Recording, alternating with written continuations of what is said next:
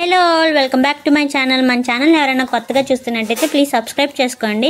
And మన subscribers అందరూ video చూసిన వెంటనే ప్లీజ్ ఒక లైక్ కూడా చేయండి.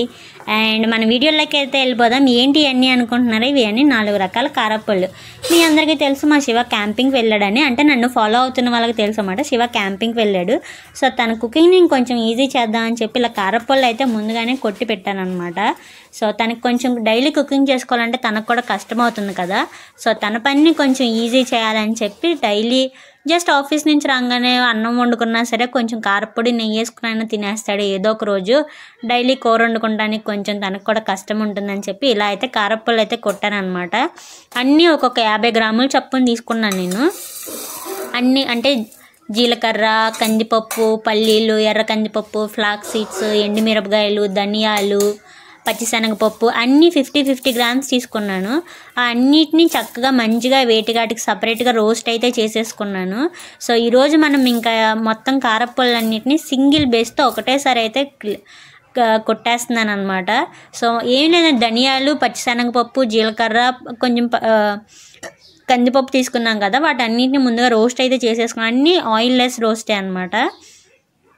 సో అవి 4 టేబుల్ స్పూన్స్ తీసుకుని, కారానికి తగినట్టు ఎండుమిరపకాయలు వేసుకుని, అందులో కొంచెం చింతపండు వేసుకుని, ఇప్పుడు ఏదంటే ఏ కారప్పొడి అంటే ఇప్పుడు పల్లీలు కారప్పొడి అయితే పల్లీలు వేసుకుంటాము, ఫ్లక్స్ సీడ్స్ కారప్పొడి అయితే ఫ్లక్స్ సీడ్స్, నువ్వులైతే నువ్వులు, నల్ల కారప్పొడి అయితే ఓన్లీ ఎండుమిరపకాయలు, అలా అనమాట. సో అన్నిటికని చెప్పి నేనైతే ఫ్లక్స్ సీడ్స్ అయితే ఫస్ట్ యూస్ చేస్తున్నాను.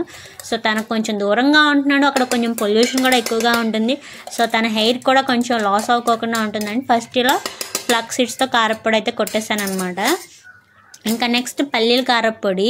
సో ఫ్లక్స్ సీడ్స్ కారప్పొడి అయితే చూస్తున్నారు కదా, ఇది డైలీ చక్కగా ఒక అన్నం తినేటప్పుడు ఫస్ట్ ముద్దలో కొంచెం నెయ్యి వేసుకుని ఫ్లక్స్ సీడ్స్ కారప్పొడి తింటే చాలా హెల్త్కి కూడా చాలా మంచిది.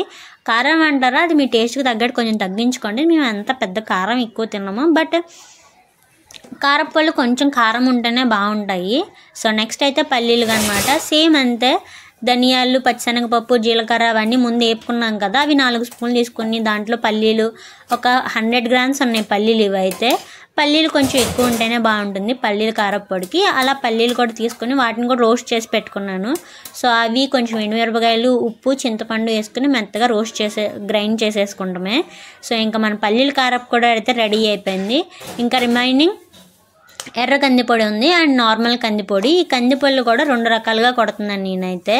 సో తను అయితే రైస్తో తినొచ్చు, లేదంటే ఏదన్నా బ్రేక్ఫాస్ట్తో తినొచ్చు, అండ్ లేదంటే ఏదన్నా కర్రీని కొంచెం లాస్ట్లో యాడ్ చేసుకుంటే కొంచెం చిక్కగా కూడా వస్తుంది కర్రీ, అండ్ టేస్ట్ కూడా బాగుంటుందని చెప్పి తను కర్రీస్లో వేసుకుంటానికి కూడా యూస్ఫుల్ అవుతుందని చెప్పి నేనైతే 2 రకాలుగా కొట్టాను అనమాట.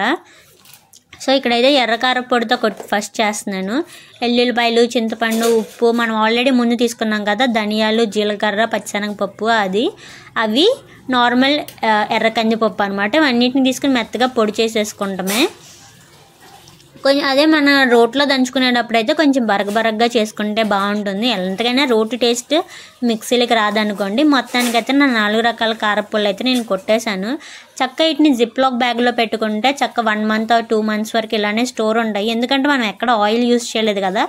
కావాలనుకుంటే కొంచెం వేరుశనగపప్పు ఉంటుంది కదా, వేరుశనగపప్పు ఆయిల్ అంటే పల్లి ఆయిల్తో కొంచెం తాలింపు వేసుకున్నా సరే చాలా బాగుంటాయి. నేనైతే ఇక్కడ ఎలాంటి తాలింపు వేయట్లేదు అనమాట.